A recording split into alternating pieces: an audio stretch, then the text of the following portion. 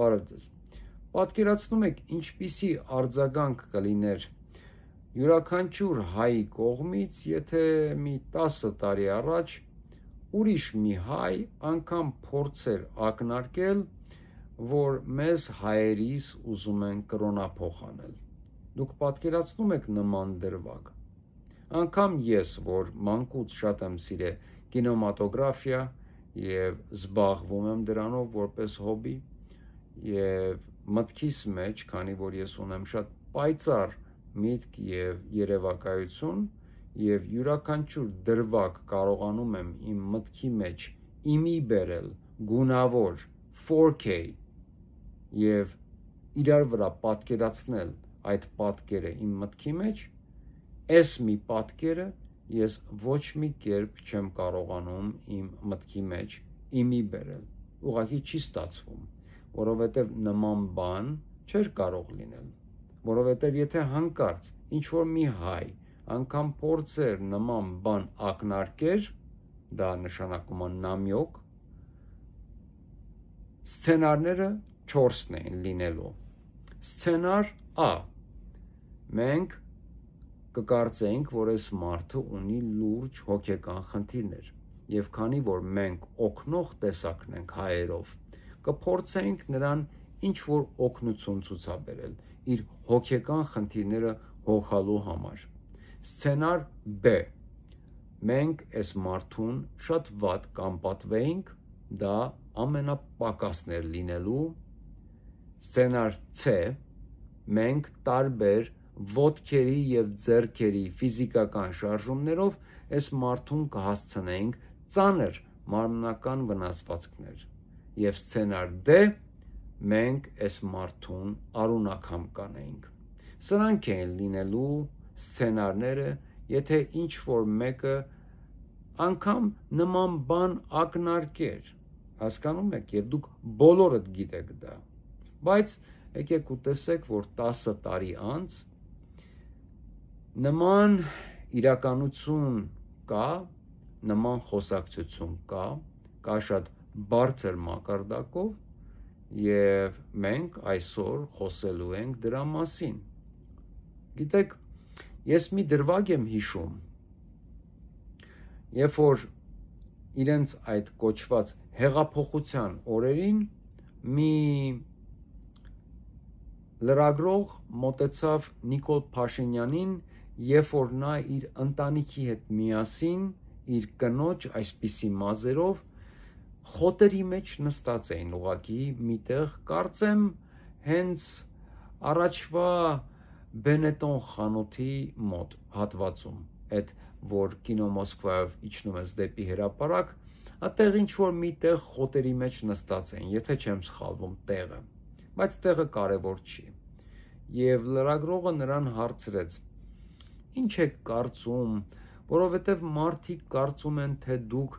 ինչ-որ մի բան ունեք ձեր մտքին, ասեց այո, այնց այդպես էլ կա, բոլորին այնքան մեծ եւ կարեւոր եւ լավ բան է եղել, որ բոլորին թվում է, թե ես եկել եմ եւ մի հարցում ինչ-որ միտեղ իրենց գցելու եմ, բոլորը հարցնում են, հենց սենց էլ ասեց, բոլորը իրենց հարց են տալի, լավ ես որտեղ է խափում, այսինքն անգլերենով too good to be true, հասկանում եք, ինքը ուզում էր ասեր, որ ինքը too good to be true-ն, այսինքն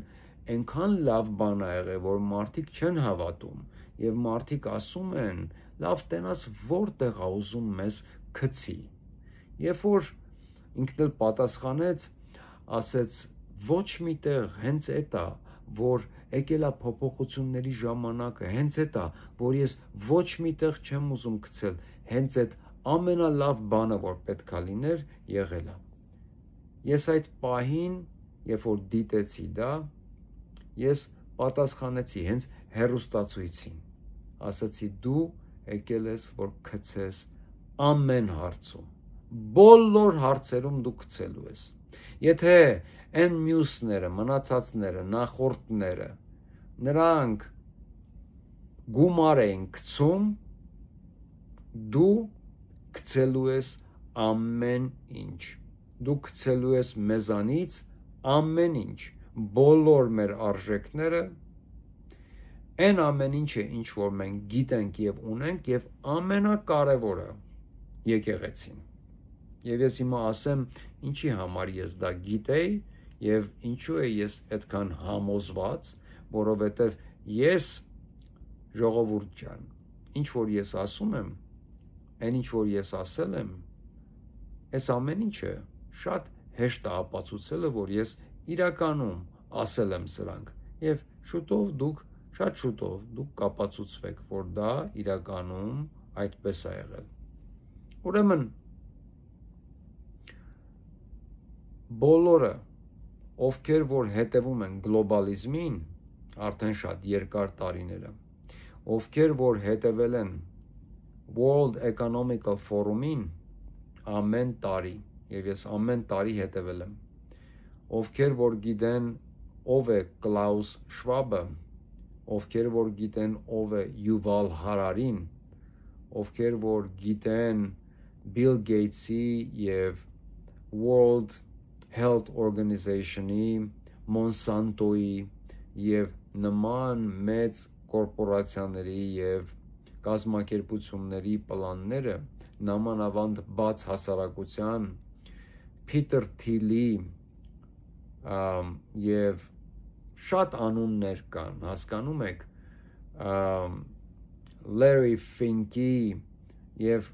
քնելուց առաջ անգամ այս մարդկանց անունները չեմ ուզում տալ, որպեսզի հանգիստ քնեմ գիշերը, եթե նման բան էլ ես կարողանում եմ անել։ Բայց այս մարդիկ բոլորը արդեն շատ վաղուց նրանց պլանները նույնն են, նրանց պլանները իրար հետ համատեղ առաջ են գնում եւ իրենց պլաններ կատարողները բոլոր այն պետություններում, որտեղ որ լինում են նման հեղափոխություններ, որտեղ խառնված են Անգլիայի մի 6-ը, Ամերիկայի ՑՌԷ-ն,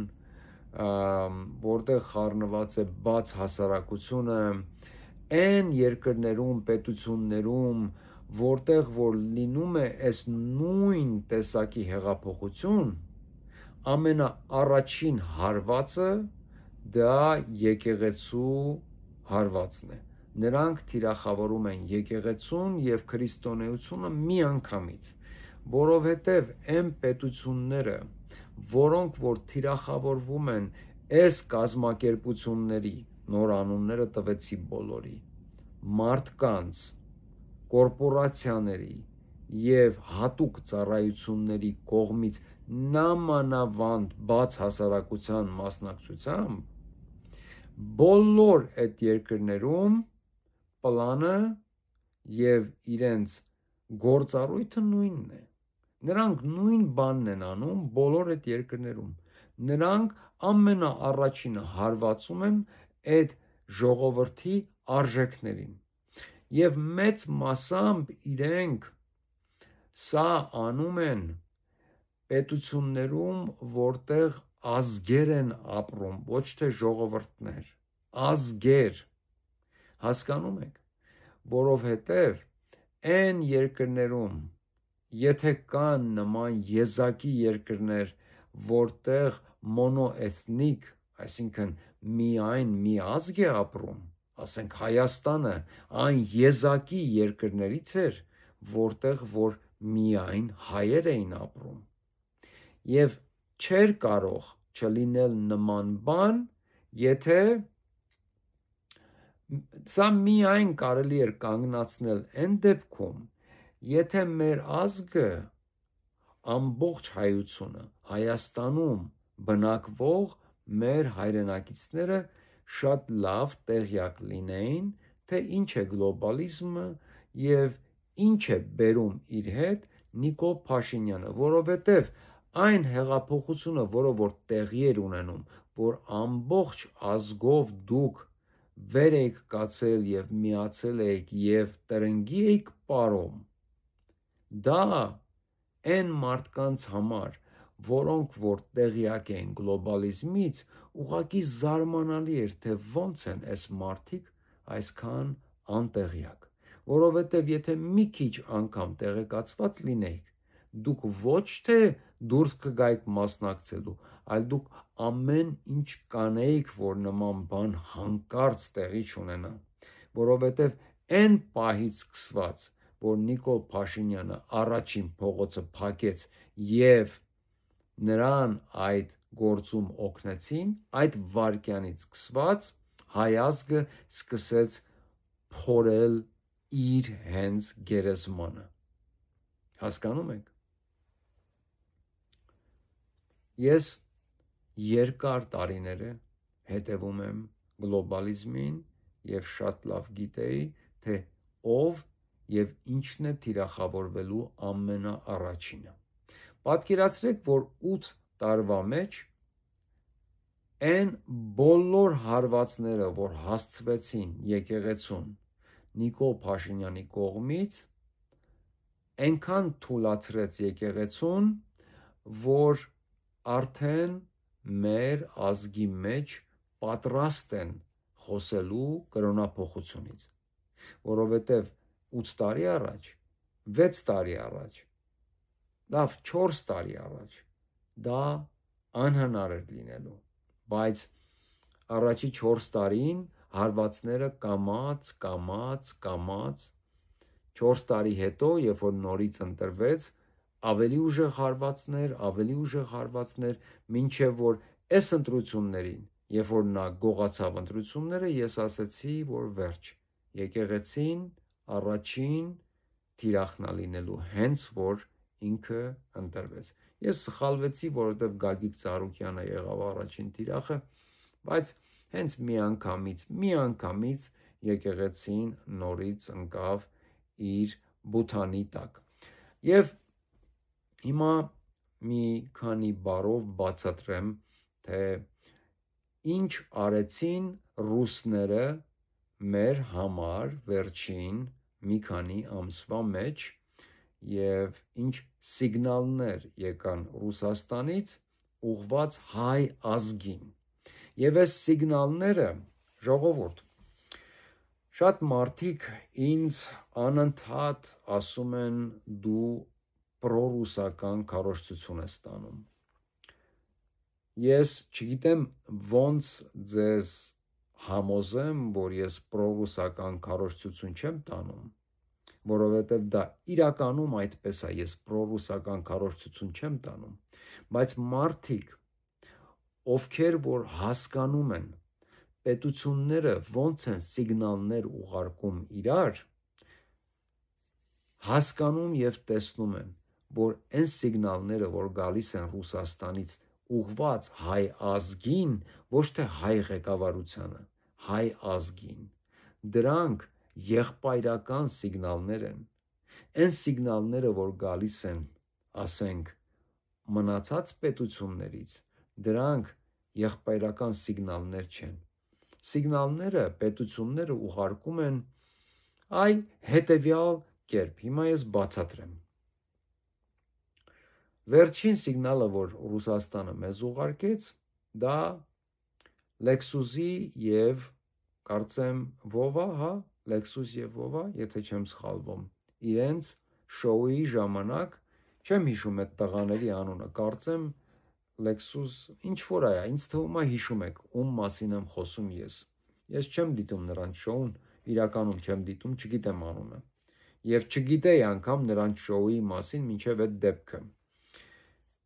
Ուրեմն, եթե Ռուսաստանի ղեկավարությունը թույլ չտար եւ չտար այն Թուրքի հեռախոսի համարը այս տղաներին,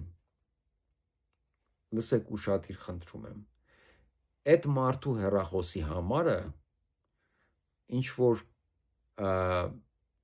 գրքում գրած չի, այդ մարդը շատ լուրջ պաշտոնի,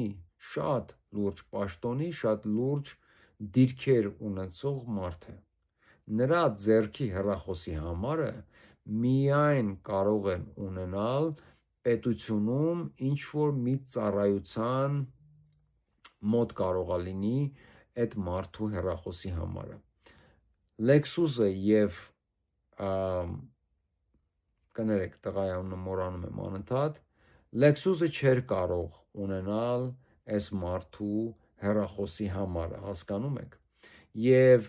պետությունը, այսինքն պետության գլուխը, եթե տեղյակ չլիներ, որ նրանք զանգելու են եւ օգտագործեն Նիկոլ Փաշինյանի ձայնը եւ Ռուսաստանի հեռուստատեսությամբ խոսեն Նիկոլ Փաշինյանի ձայնով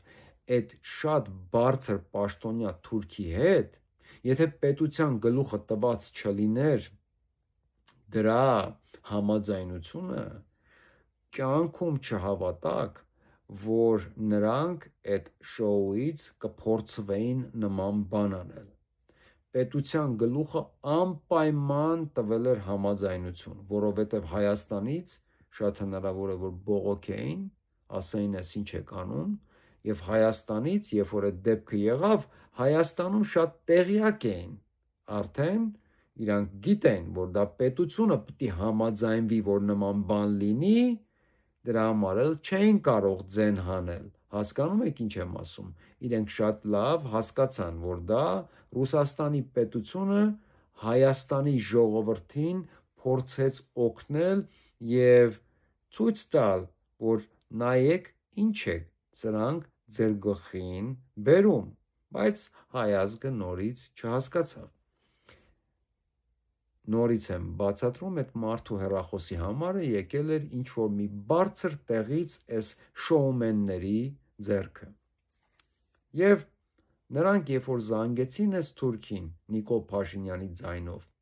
նրանք ոչ թե խոսեցին հայ եկեղեցուն թիրախի տակ գցելու կամ հայ եկեղեցուն կամ վեհապար հորը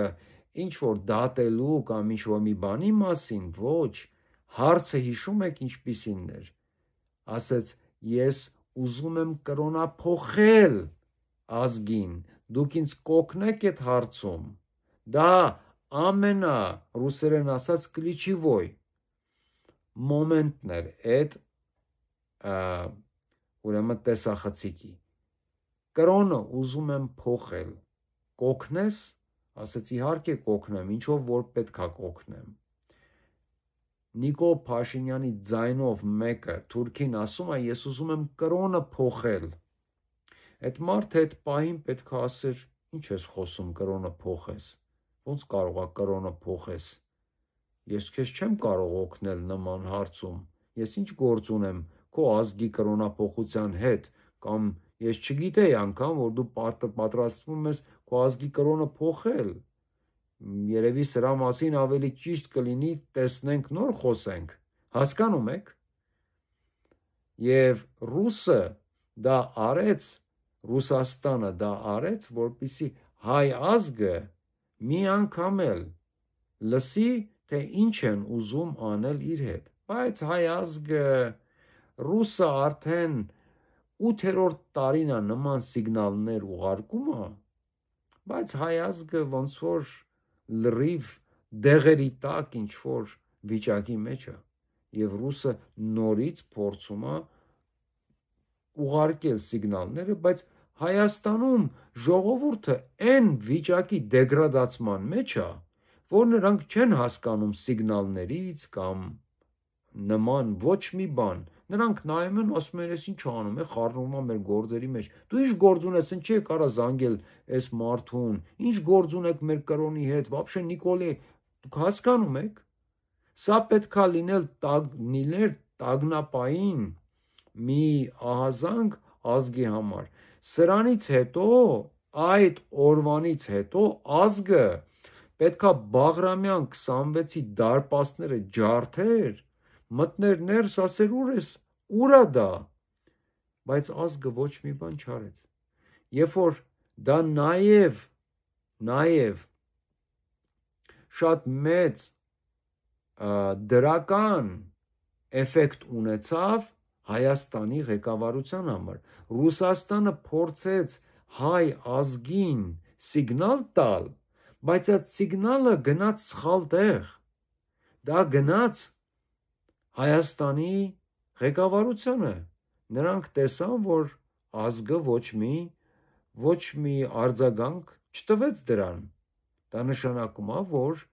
ազգը նորմալ վերաբերվեց դրան կամ անգամ բանի տեղ չդրեց, հասկանում եք։ Դա նշանակեց, որ եկեղեցին այլևս այդքան նշանակություն չունի ազգի համար։ Այսինքն իրենց տարիների թիրախավորումը եկեղեցուն իր էֆեկտները ունեցել է, հասկանում եք։ Նրանք էֆեկտիվ աշխատանք են տարել։ Իրենց մոտ սիգնալի արձագանքը այդպիսին էր ղեկավարության մոտ։ Եվ դրանից հետո ինչ որոշեցին։ Քանի որ այսօրվա մեր այն աշխարհում, որտեղ ապրում ենք մենք, Ռուսաստանին թիրախավորելը եւ քարկոծելը դա նորաձևության մեջ է, այսինքն ով որ զբաղվում է Ռուսաստանի քարկոծմամբ եւ թիրախավորմամբ, նրանք միանգամից շատ subscriber-ներ են հավաքում, հետևորդներ են հավաքում։ Ես ինչի չեմ կարողանում շատ հետևորդ հավաքել, որովհետեւ ես չեմ անում այն, ինչ որ ժողովուրդը ուզում է լսել։ Ես անում եմ այն, ինչ որ ես կարծում եմ ճիշտն է, որովհետև ես, օրինակ, ոչ մեկի կողմից չեմ խոսում, ես խոսում եմ մեր ազգի կողմից, մեր շահերի կողմից, հասկանում եք։ Դա նորաձևության մեջ չի։ Ես չունեմ հովանավորներ։ Ինձ ոչ մեկ չի ասում, այսօր խոսիր սրա մասին, վաղը խոսի նրա մասին, ինձ ոչ մեկ չի տալիս ինֆորմացիա։ Ես ամեն իմ հաղորդումը անելուց հետո սպասում եմ, որ մի բան իմ գլխին գալու է եւ մի օր դա լինելու է, ես գիտեմ։ Որովհետեւ մինչ այս արշավը եւ մինչ այս գործնեությունը սկսելը, ես շատ երկար եւ շատ խորը մտածել եմ սրա մասին։ Արժի արդյոք այն սկսել, թե ոչ։ Եվ ես կշեռքի վրա դրել եմ այն բոլոր բացասական եւ դրական արդյունքները, որ ես ստանալու եմ։ Ես շատ լավ պատկերացնում եմ, որ ես իմ ընտանիքի, իմ կնոջ, իմ երեխաների կյանքը, հանգստությունը, անդորրը մենք ես իրականում նախանձելի կյանք եմ ստեղծել իմ եւ իմ ընտանիքի համար եւ տարիներով ինձ մեկուսացրել եմ բոլորից, որպիսի հանգիստ ինձ համար ապրեմ եւ ոչ մեկ չխառնվի իմ կյանքի մեջ եւ ոչ մեկի աչքի առաջ անգամ չլինեմ, հասկանում եք, հենց միայն դրա համար։ Բայց երկար մտածելուց հետո հասկանալով, թե ինչպիսի ռիսկերի եմ ես գնում, քանի որ ես շատ ավելի փոքր հասակից, դեռ դպրոցական տարիներից եմ ինքս իմ մեջ միշտ իմացել, որ ես ինչ-որ մի ազգանվեր գործ պետք է անեմ։ Դա ինձ ինչ-որ ներքին ձայն անընդհատ հիշեցրել է, որ ես պետք է մի ազգանվեր գործ անեմ։ Եվ չէ, ես Աստծու հետ չեմ խոսել, հաստատ։ Աստված ինձ ոչինչ չի ասել։ Փողոցում ինձ ոչ ոք չի մոտեցել, որ ասի, որ ես շատ մեծ մի բան եմ անելու։ Ոչ մի ցիգան կա իմ ձեռքի մեջ չի նայել, որ ասի, որ ես մեծ մի բան ունեմ անելու։ Ոչ էլ ես երազ եմ տեսել։ Դրանք չեն պատճառները։ Ուղղակի ինձ թվում է, ով որ ինձ մեծացրել է, իմ տատիկը, իմ մայրական տատը եւ իմ մայրը, նրանք երկուսն էլ սովետական միության ինտելիգենցիայի անդամներ էին եւ չկար անդամագրություն ինտելիգենցիայի, ուղղակի նրանք ինտելիգենցիայի մի մասն էին եւ ես այդ հոգով եմ մեծացել շատ հնարավոր է որ դա էր պատճառը բայց դա այդքան երկար չէր կարող մնալ ես 30 տարի է համարյա արդեն Ամերիկայում եմ ապրում եւ պատկերացրեք որ ես շատ գործերում հաջողվել եմ իմ կյանքում բիզնեսի մեջ որովհետեւ դա է եղել իմ գործը ինչքան էլ որ ես չեմ ուզեցել բիզնեսի մեջ լինել քանի որ երբ որ ես ապրում էի Հայաստանում ես լրիվ ուրիշ մասնաճյուղով էի գնում ինձ բիզնեսը ինչքան էլ որ իմ հայրը բիզնեսմեն էր ես բիզնեսով այդքան հետաքրքրված չէի ինձ մեծացրել են իմ մտավորական մայրը եւ տատիկը իմ տատիկը մայրական տատիկը ահավոր ազնվական արիստոկրատ կին էր նրա ներկայությունը անգամ լուրջ տղամարդկանց զգաստացնում էր միշտ իր մարգարիտները վզին միշտ շատ գեղեցիկ հագնված շատ էլեգանտ եւ միշտ շատ լուրջ բայց հետնել շատ ուժեղ հումորով եւ շատ ձեռնբաց ահավոր ձեռնբաց մինչև քեզ չկերակրեր մինչև այնքան որ էլ չկարողանայր ուտեիր եւ դրանից հետո հետդ մի մեծ պայուսակ ամեն ինչ չդներ դու իր ձեռքից ուղակի չէիր պրծնելու եւ բացի դրանից նա մի ուրիշ անձնավորություն էր եւ հնարավոր է որ դա էր բայց այսքան տարի անց երևի թե մարած կլիներ այդ ցանկությունը ես ինչ արել եմ իմ կյանքում ինչքան էլ որ հաջողվել եմ միևնույն է ներքին ձայնը անընդհատ ինձ հիշեցրել է որ ես ուրիշ բան ունեի անելու եւ ես խաբում եմ ինքս ինձ ես բան էի խոսք տվել եւ ես խաբում եմ ինքս ինձ ինչքան հաջողվել եմ այնքան ավելի ներքին ձայնս ասել է բայց սա չէր որ դու պետք է անեիր դու պետք է այն մյուս գործը անեիր ու դու չարեցիր եւ վերջում երբ որ ես արդեն այնքան լսեցի այդ նույն ներքին ձայնը որ 2020 թվականին պատերազմից հետո ես ուղղակի էլ չկարողացա աշխատեմ իմ բիզնեսը իմ գործը որը որ եկամտաբեր գործ էր էլ չկարողացա իմ գործով զբաղվել ուղղակի կանգնացրեցի դա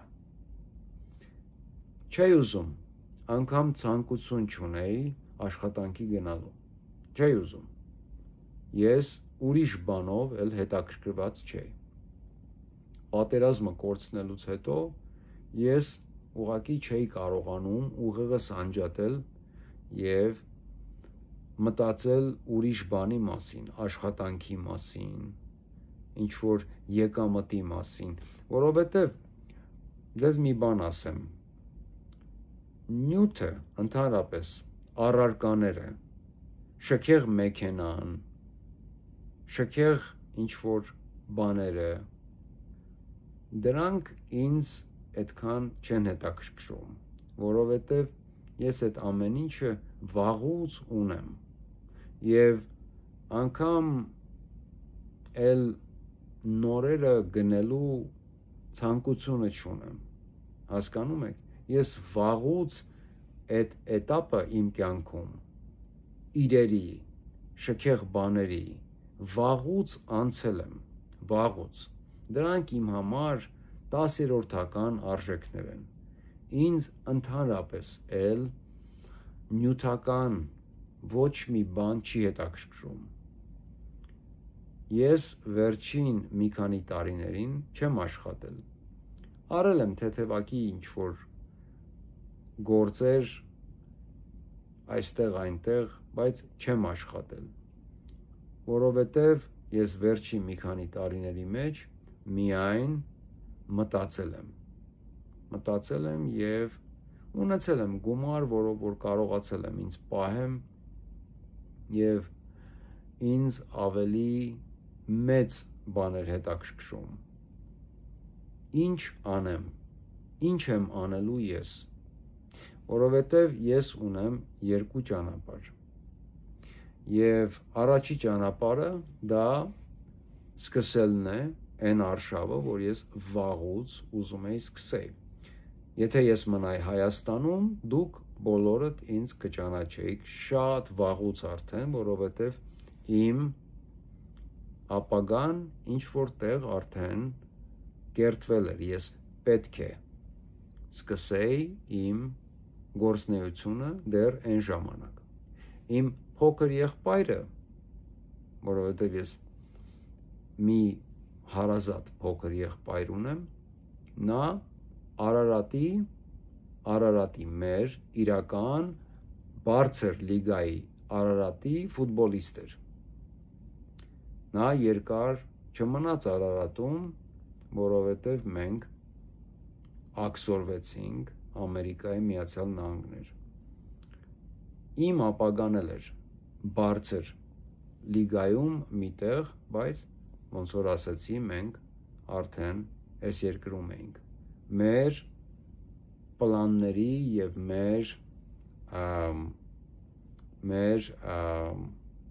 դա չէր մեր ցանկությունը, բայց այդպես ստացվեց։ Եվ մի քանի հոգի հետևորդներից ինձ գրել էին. Ռոբերտ Քոչարյանը քեզ աքսորեց, ես ուզում եմ հիշեցնել, որ Ռոբերտ Քոչարյանը ինձ չի աքսորել, պատմությունը շատ ավելի խորն ու երկար է, ես դրա մասին չեմ ուզում խոսել հիմա, բայց Ռոբերտ Քոչարյանը չի ինձ աքսորել։ Դուք ուղղակի ես չեմ ուզում դրա մասին խոսել, այո, Ռոբերտ Քոչարյանի ժամանակ դեպք էր եղել, բայց այդ դեպքը ուրիշի կողմից էր կազմակերպվել, ոչ թե Ռոբերտ Քոչարյանը ինձ չէր ճանաչում։ Բայց ինչևէ, ես որոշեցի, որ եթե ես սկսեմ այս արշավը, ես էլ չեմ ունենալու այդ մեկուսացված կյանքը, որտեղ որ ես իմ ընտանիքի հետ շատ հանգիստ ինձ համար ապրում եւ վայելում եմ իմ կյանքը։ Ես ամեն ինչ ունեի եւ պետք չունեի նման բան անելու։ Բայց եթե ես բացեի այս դուռը, ես ներս էի հրավիրելու ինքնըստինքյան հակառակորդներ, թշնամիներ եւ ինչ ասես ինձ հետ կարող էր լինել, որովհետեւ նորից ես չունեմ հովանավորներ, ես չեմ աշխատում ոչ մեկի համար։ Եվ ինչքան պետք է ես հավատացած լինեմ իմ գաղափարին, որ որոշեմ, որ կշեռքի վրա այս գաղափարը ավելի ծանր է, քան այն ամեն ինչը, որ ես ստեղծել եմ, այն նախանձելի կյանքը, որ ես ստեղծել եմ շատ մեծ դժվարությամբ վերջին իմ 48 տարիներին այս աշխարհի վրա, որովհետև այն ինչ որ ես ստեղծել եմ, ես իրականում ստեղծել եմ շատ մեծ դժվարությամբ եւ այնպիսի վատ բաներ են եղել իմ կյանքում, որ դրանք նկարագրելու բան չեն։ Ես Ամերիկայում հենց այնպիսի խնդիրների մեջ եմ ընկել, որ դրանք նկարագրելու բան չեն։ Շատ մարդիկ, երևի մարդկության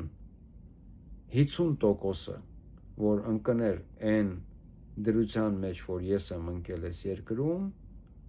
50%-ը իրենց վերջը կտային։ Մնացածներից երևի մի 30%-ը կամ կդառնան ալկոհոլիկ, կամ թմրամոլ, կամ ինչ-որ մի բան, դա իրականում քեզ պետք էր լուրջ կամքի ուժ, որ դու կարողանաս դիմադրել այն ամեն ինչին, ինչ որ եղավ ինձ հետ այս երկրում։ բայց ես կարողացա մեջից դուրս գալ եւ ստեղծել նորմալ կյանք։ Եվ այդ ամեն ինչի մասին ես շուտով կխոսեմ, որպեսզի դուք ամեն ինչը ինձանից լսեք, քան ուրիշ մարդկանցից։ Ես ավելի նախընտրում եմ ամեն ինչը իմ մասին դուք լսեք ինձնից։ Գովերք ես կարող եմ փոքր բաների մասին որ խոսեմ ոչ թե գովերքի համար, այլ ուղղակի ճշմարտությունը, բայց գովերքը թող անեն ուրիշները, ես ուղղակի կպատմեմ ճշմարտությունը։ Ոնց որ ես արդեն վաղուց ասել եմ եւ նորից ուզում եմ կրկնել, որ այստեղ սուտ չի լինելու, որովհետեւ սուտը իմ կյանքում իմ ամենամեծ թշնամին է, ամենամեծ, որովհետեւ ստի պատճառով ես երկիր եմ կորցնում, ստի պատճառով ես կորցրել եմ իմ ընտանիքը, իմ ծնողները իրարից բաժանվել են, երբ որ ես շատ դեռ երեխա էի, դա ստի պատճառով էր եւ ստի պատճառով ես համարյա կորցնում էի իմ կյանքը եւ սուտը իմ ամենամեծ թշնամին է։ Ես 100% գիտեմ, որ վերջին 30 քանի տարիների մեջ դա ստի պատճառով է, որ մենք հասել ենք այսօրվան։ Եթե այսքան ստերի մեջ գոնե լիներ մի քանի հատ ճիշտ ճշմարտություն, մենք չէինք հասնի այսօրվան։ Եվ ես մի անգամ գոնե մեր պատմության մեջ փորձում եմ ճշմարտությամբ ինչ-որ մի բան անել, հիմնված ճշմարտության վրա։ Եվ ապացույցը, որ ես ոչ մեկի կողմից չեմ, ոչ մեկ իմ հովանավորը չի, չկա ինչ-որ մեկը, որ ինձ տեր տիրական է լինելու, եթե հանկարծ ինձ մի բան եղավ, այն է, որ բոլորից շատ պարզ է արդեն, որ ես տանում եմ հայկական թագավորության նորից վերահիմնավորման կամ նորից հայկական թագավորության վերաստեղծման քարոզարշավը։ Եվ ոնց որ տեսնում եք, ոչ մի պետություն, ոչ մի անհատ, ոչ մի կորպորացիա, ոչ մի ծառայություն, հատուկ կամ գաղտնի, ոչ մեկ չկա, որ նման քարոզարշավ է տանում կամ նման բան է առաջարկում։ Դա նշանակում է, որ սա իրականում իմ պատկերացրած Հայաստանն է եւ իմ ցանկությունն է։ Եվ եթե ես կկարողանամ հավաքել իմ շուրջը այնքան մարդ եւ ապացուցեմ, որ դա է միակ ճանապարհը, որ մենք կարողանանք մեկ անգամ գոնե ստեղծել այնպիսի երկիր, որ մնա, որ դուրս գանք այս ցնցումների անընդհատ անկանգառ ցնցումների միջից, մեկ անգամ մենք կարողանանք մեր պատմության մեջ ունենալ նորմալ երկիր։ Եվ ես շատ տարբեր օրինակներով ապացուցելու եմ, որ դա միակ ճանապարհն է, միակ ճանապարհը։ Մենք խոսենք դեռ դրա մասին եւ շատ ուրիշ բաների մասին, բայց հիմա նորից ուզում եմ հետ գնանք մեր խոսակցությանը, որովհետեւ սա այդքան էլ կարևոր չի, բայց ես ուզում եմ անպայման դուք հասկանաք, որ ժողովուրդ, ես իրականում շատ մեծ ռիսկի եւ շատ մեծ անհանգստացնող իրոք անհանգստացնող ես գործ եմ սկսել։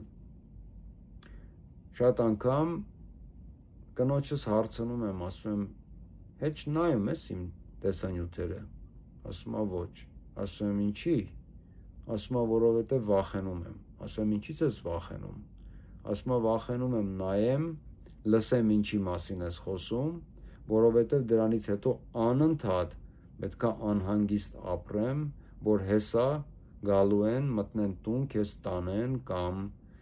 մի օր միտեղ քեզ վնասելու են կամ ինչ-որ մի բան է լինելու։ Ես միշտ ասում եմ նույն բանը, ասում եմ Աստված մեր հետ է։ Ես ընտրել եմ այս ճանապարհը հասկանալով, որ ես մեր կյանքը, մեր անդորրը, մեր հանգիստ ու խախանդ կյանքը իրականում դրել եմ ռիսկի տակ։ Եվ իրոք մտահոգիչ է։ Մտահոգիչ է գիտեք ինչի համար, որովհետև ես պատկերացնում եի, որ ես ինչ-որ կարճ ժամանակում կկարողանամ ապահովել մեծ քանակի հետևորդ, որոնք որ կդառնան իմ գոնե ապահովագրության ինչ-որ կլինեն իմ գարանտորը, հասկանում եք, որովհետև եթե ունես շատ հետևորդ, քեզ ձեռք տալը մի քիչ արդեն դա աղմուկի խնդիր է այն բոլոր ուժերի եւ հակառակորդների եւ ես ավելի մտահոգվում եմ ծառայությունների եւ տարբեր մի քանի տարանոց ագենստվաների, ասենք, պահով, որովհետև այն եթե նամանավանդ եթե իմ խոսքը էֆեկտիվ է եւ իմ խոսքը սկսի ուժ ունենալ, այդ ժամանակ արդեն ես հասկանում եմ ինչեր կարող են լինել եւ կարճ ժամանակում չապահովել այնքան հետևորդ, որ դու կարողանաս քեզ ապահովագրել, դա իրականում արդեն դառնում է մտահոգիչ, բայց հարցը նա է, որ ես չեմ անում այն ինչ որ ժողովուրդը ուզում է լսի, այսինքն ես ռուսաֆոբական պրոպագանդա չեմ տանում, ես չեմ քարկոծում Ռուսաստանին եւ մեծարեմ մեր թշնամիներին, հասկանում եք, ես չեմ անում նման բաներ եւ չեմ խաբում, դրա համար ինձ համար դժվարանում եմ ես հավաքել այնքան մարդ, ինչքան որ ինձ պետք է, որպեսզի ուղղակի ապահովագրվեմ, դրանից հետո արդեն ավելի ճշմարիտ եւ ավելի դիպուկ հարցեր կքննարկենք, շատ մարդիկ ինձ գրում են, որ բոլորը խոսում են, դու էլ ես խոսում, բայց լուծումներ չկա, ես լուծումներ ունեմ, ընկերներ ջան, ես լուծումներ ունեմ, ես կարող եմ լուծումներ տալ,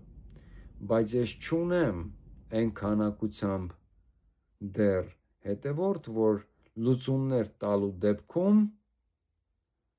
մենք կարողանանք այդ հարցը իմի բերել, իրականացնել, եթե ես հիմա լուծումներ տամ, դուք կարողանալու եք դա անել, չեք կարողանալու, որովհետև ես դեռ 600 հոգի մարդ ունեմ, հասկանում եք, 600 հոգին դեռ ամենևին հերիք չի, ոչ մեկ իմ նման աննորմալ չի, որ 600 հոգու դեպքում նստի եւ նման բաներ խոսի, հասկանում եք ես ինչ մեծ ռիսկի եմ դիմում, դուք շատերդ երևի չեք պատկերացնում, թե ինչ տեսակի ռիսկ է սա, թե ինչ կարա լինի մարդու հետ, որովհետև այն ալիքները, հենց խնդիրը նա է, որ մարդկանց թվում է, թե այն ալիքները, որոնք որ 100,000, 200,000-ով հետևորդ ունեն, այդ ալիքները իրենց փայլուն աշխատանքի համար են հավաքել այդ 100-200,000 հետևորդը։ Դիտում ես ալիքը, տեսնում ես, որ ոչ մի կարիզմատիկ բան չկա, ոչ մի երևելի ինֆորմացիա չկա, ոչ մի ինչ-որ հետաքրքիր մատուցման ձև էլ չկա, բայց կա շատ մեծ լսարան։ Դա նրանից է, որ այդ ալիքներից շատերը ունեն հովանավորներ եւ այդ հովանավորների համար YouTube զանգահարել է եւ ասել է մի հատ 100,000 ավելացրա այս մարդու հաշվին, խնդիր չի, հասկանում եք, որովհետեւ դա շատ սովորական մարդու պսիխոլոգիա է, երբ որ դու ինչ որ ալիքի ես նայում եւ տեսնում ես այնտեղ 100,000 մարդ կա, դու ասում ես ես էլ մի հատ ուրեմն դառնամ հետևորդ կամ subscribe լինեմ, որպեսզի տեսնեմ ես ինչ են խոսում, որ այսքան մարդ է հավաքվում, ուրեմն մի հետաքրքիր բան կա, սա շատ սովորական առևտրի ուրեմն հետ կապված շատ հին մոտեցում է, մի ապրանքի վրա, որ շատ մարդ է հավաքվում, այդ ապրանքի գինն էլ են բարձրացնում, այդ ապրանքով, անգամ եթե այդ ապրանքը ինչ-որ մի երևելի ապրանք չի, բայց բոլորը հետաքրքրվում են, որովհետև շատ մարդ է հետաքրքրված դրանով։ Սա այդ նույն կոնցեպտն է, նույն պրինցիպն է։ Հասկանում եք։ Հիմա եկեք խոսանք մի քիչ հենց դրա մասին, որովհետև անցած ուրբաթ օրվանից, քանի որ նրանք արդեն տեսան, որ ժողովուրդը մեծ բունտ չբարձրացրեց վեհափառի դատարան գնալու օրը, ժողովուրդը,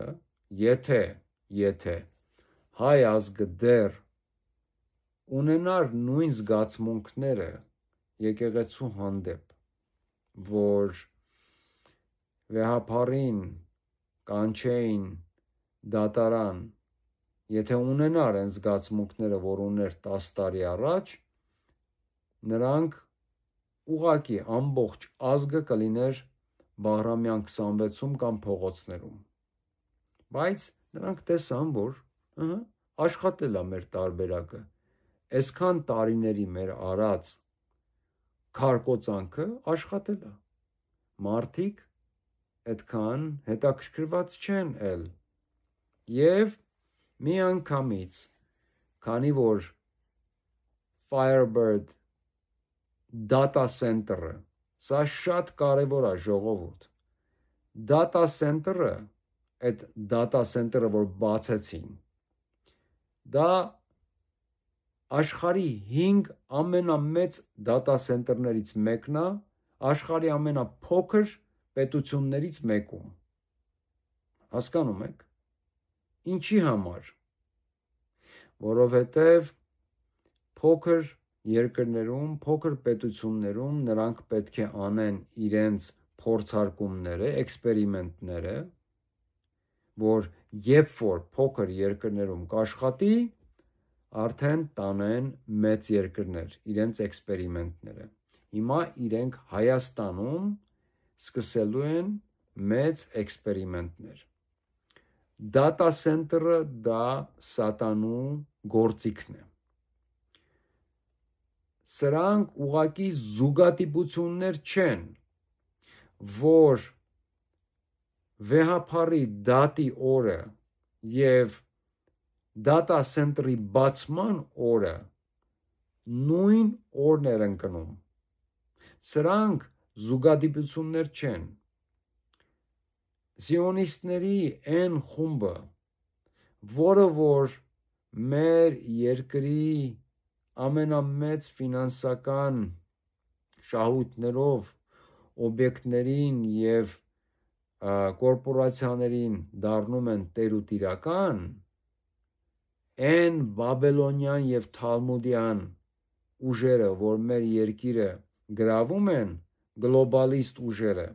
իրենց համար սիմվոլիկան շատ մեծ նշանակություն ունի, numerology, կաբալիստների համար, թվերը, ամսաթվերը, օրերը, սրանք շատ խորացած են նման բաների մեջ, շատ իրենք ահավոր հավատում են նման բաների, սրանք ֆանատներ են, այս օլիգարխները ֆանատներ են, հավատացեք էլի, և շատ մեծ նշանակություն ուներ, որ այն օրը, որ սատանու գործիքը բացվեց և սկսեց աշխատել Հայաստանում, այդ օրը որոշեցին դատել նաև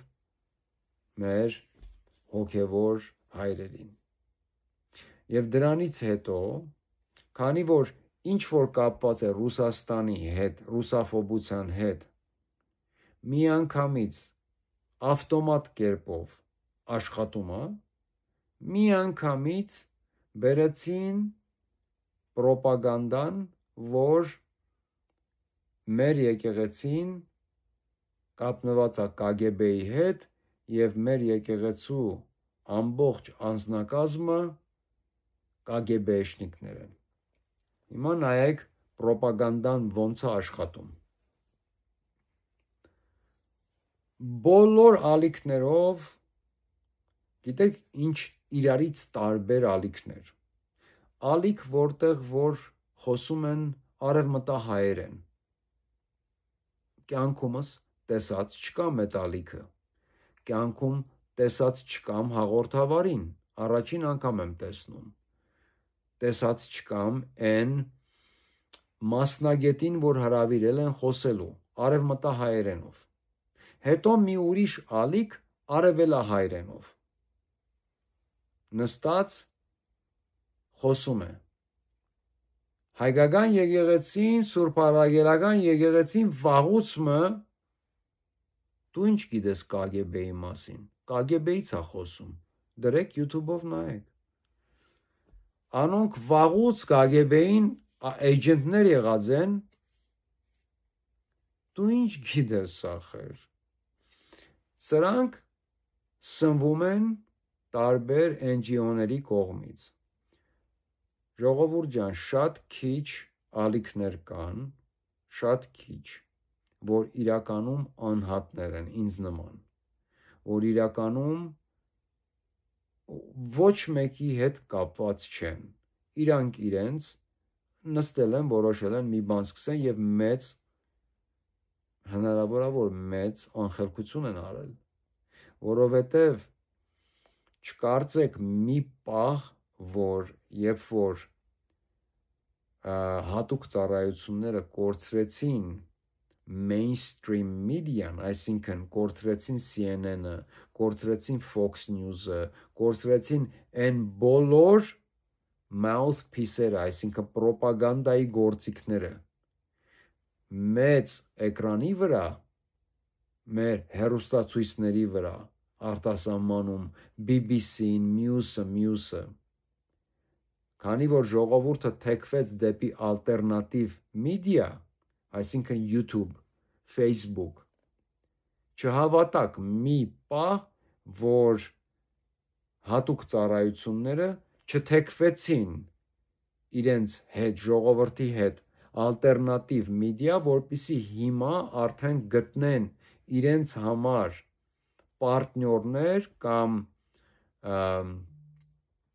մարդկանց, որոնք որ կհամաձայնվեն աշխատեն իրենց հետ, պետության կամ այս ծառայությունների հետ, Մոսադի հետ, որտև բոլորը իրանք ունեն ինտերնետի վրա և YouTube-ի վրա մեծ անուններ, շատ մեծ հաշիվներով, 5 միլիոն հետևորդով, լսարանով, 10 միլիոն լսարանով, հասկանում եք, բոլորը իրանք ունեն, այս մարդիկ բոլորը կապնված են ինչ որ մի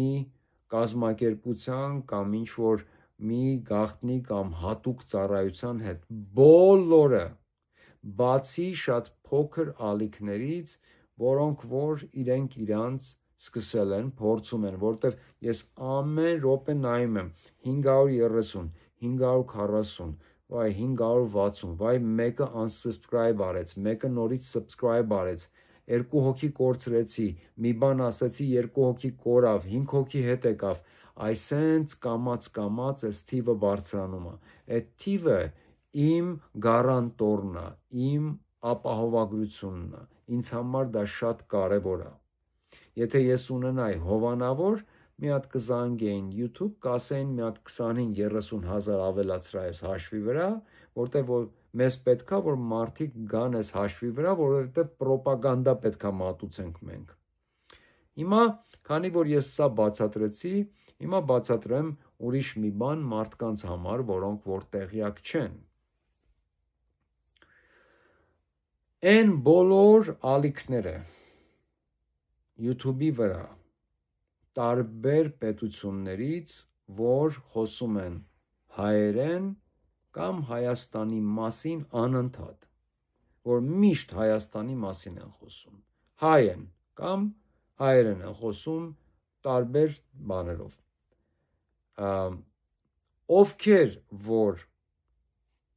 կսկսեն խոսել, որ մեր եկեղեցին, առաքելական սուրբ մեր եկեղեցին կապնված է KGB-ի հետ և KGB-շնիկներն,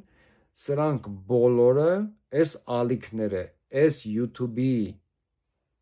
հաղորդումները, բոլորը կապնված են պետության կամ տարբեր պետությունների ինչ-որ գործակալական ցանցերի կամ հենց պետության հետ, 100%-ով եղեք դրանում, որովհետև ոչ մեկ իրար հետ միասին չի սկսում սա անել, սա ևս զուգատիպություն չի, հասկանում եք, որ բոլորը իրար հետ միասին սկսեն խոսալ նույն բանի մասին, դա նշանակում է, որ հրաման է իջել, պրոպագանդան աշխատում է հետևյալ կերպ, երբ որ նրանք պետք է թիրախավորեն ինչ-որ մի մեկին կամ ինչ-որ մի գործակալության կամ ինչ-որ մի բիզնեսի, կորպորացիայի կամ մի մարդու կամ եկեղեցու, առաջին ալիքը գալիս է, պրոպագանդայի առաջին ալիքը, հիմա իրենք սերմը դնում են մարդկանց գլուխների մեջ, որ եկեղեցին KGB-ի հետ է աշխատում, դուք հասկանում եք, KGB վաղուց չկա արդեն, չկա նման բան, KGB-ն ցրվել է, KGB էլ գոյություն չունի, այս է նույնն է, որ Ստալինի մահից 10 տարի անց մարդիկ դեռ վախենում էին Ստալինի պահով ինչ-որ բան ասեին, որովհետև կարող է Ստալինը մարդ ուղարկեր, գային իրենց բռնեին, տանեին, Սիբիր ուղարկեին, բայց Ստալինը 10 տարի առաջ մահացել է, արդեն Խրուշովը կոշիկով խփում է Քենեդու սեղանին և դրանք հələ մտածում են, որ Ստալինը հեսա պիտի գա, այս նույն կոնցեպտն է, KGB վաղուց չկա, այս անգրագետների համար դեռ KGB գոյություն ունի, սովետական միությունը վաղուց փլուզվել է արդեն, ինչ KGB, KGB-ն մնաց, այո, բայց KGB-ն վերածվեց FSB-ի, KGB-ը գոյություն չունի, ասենք FSB-ն է, և եթե KGB-ն կամ FSB-ն այդքան ուժեղ ցանցեր էին, այդքան ուժեղ ծառայություններ են, Նիկոլ Փաշինյանը այնքան վնաս է հասցնում Ռուսաստանին և Հայաստանին, Ռուսաստանի շահերին, որ նրանք Նիկոլ Փաշինյանի հարցերը կլուծեին, էլի, եթե այդքան ուժեղ էին, գոնե կկարողանային այնպես անել, որ Նիկոլ Փաշինյանը ընտրությունները չկարողանա կեղծի, հասկանում եք, գոնե չկարողանա Գագիկ Ծառուկյանի ձեռից ընտրությունները գողանա, հասկանում եք, այդքան ուժեղ չեն, ինչքան դուք կարծում եք, հասկանում եք, լավ, առաջին ալիքը հրամանը տվեցին, ասացին, սկսեք մարդկանց ուղեղների մեջ մտցնել, որ եկեղեցին, հայ առաքելական եկեղեցին կապված է KGB-ի հետ և վեհապարը կագեբեշնիկ է, մնացած բոլորը տերհայրերը, քահանաները, բոլորը կագեբեշնիկ են։ Հիմա մի քանի օր կսպասեն, ոնց որ վեհապարի դատի օրը, դրանից հետո սպասեցին տեսնեն ժողովուրդը ոնց է ռեակցիա տալու, ինչ ռեակցիա է լինելու։ Տեսան, որ ռեակցիա չկա։ Հիմա սա արեցին, առաջին ալիքը բերեցին։ Հիմա մի քանի օր կսպասեն, կտեսնեն ժողովուրդը ինչ է անելու։ Տեսնում են, որ ժողովուրդը ոնց որ թե հավատում է, որտեվ ոնց որ հավատացել է։ Հիմա շուտով կիչացնեն պրոպագանդայի երկրորդ ալիքը։ Լինելու է ինչ որ մի սկանդալային մի բան։ Կամ ինտերվյու է լինելու, կամ ինչ որ նոր մի բան են հայտնաբերելու ճակերտների մեջ։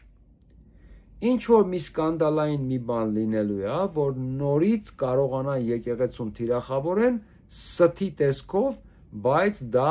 վաճառեն ժողովրդի վրա, քանի որ արդեն ժողովուրդը գնեց այդ սուտ ինֆորմացիան, որ եկեղեցին դա KGB-ի հետ կապված հիմնարկություն է, ոչ թե մեր եկեղեցին, այլ այսինքն եկեղեցին, եթե եկեղեցին KGB-ի հետ կապված է, եւ մեր եկեղեցականները, մեր վեհապար հայրը KGB-շնիկներ են, դա նշանակում է, որ մեր եկեղեցին հիմնարկություն է։ Հասկանում եք, ոչ թե եկեղեցի, այլ հիմնարկություն է։ Մեր եկեղեցին եղել է մեր պետությունը, դա եղել է մեր թաքստոցը, մենք այնտեղ ենք թաքնվել, մենք այնտեղից ենք կռիվ տվել, մեր եկեղեցին մեր սրբությունն է, առանց մեր եկեղեցու մեր արժեքները չեն լինելու, չի լինելու, հայ չի լինելու, հայը դա առանձնահատուկ տեսակ է, որովհետև մեր արժեքներն ու մեր մշակույթն է մեզ դարձրել այդ հայը։ Եթե չլինի մեր արժեքները, մեր մշակույթը, մենք աշխարհի մնացած բոլոր ժեխերի նման ժեխ ենք ուղակի, հասկանում եք, որովհետև մարդ արարածը ինքն իրենով, եթե չունենա արժեքներ, գազանա։ Ես ամեն օր եմ տեսնում դա։ Ես ամեն օր իմ կողքերը տանից դուրս եմ գալի եւ տեսնում եմ գազանանոցը։ Ես ապրում եմ գազանանոցում։ Այս մարդիկ վայրենիներ են։ Իրենք դուրս են գալի սովորական բուրգեր առնող, համբուրգեր առնող մարդը մեքենայի մեջ նստած է, իր համբուրգերն է օրդեր արել, սպասում է։ Մեկը գալիս է, գլխից կրակում է։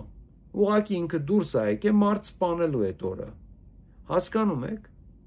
Սրանք չունեն արժեքներ։ Դրա համար իրենք ժեխ են։ Եվ ինչն է մեզ առանձնացնում, ինչն է մեզ որակավորում։ Մեր որակը դա մեր մշակույթից եւ մեր կրոնից է գալի։ Չի գալի, որովհետեւ մենք հայ ենք ծնվել, IAN, YAN ազգանունով, յան ազգանունով եւ դա, քանի որ մենք յան ազգանունով ենք, դա է որ մեզ դարձնում է հատուկ տեսակ։ Ոչ։ Դա չի պատճառը։ Պատճառը մեր կրոնն է եւ մեր մշակույթը։ Մեր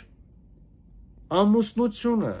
քանի որ մենք ունենք շատ պինդ ամուսնական ինստիտուտ։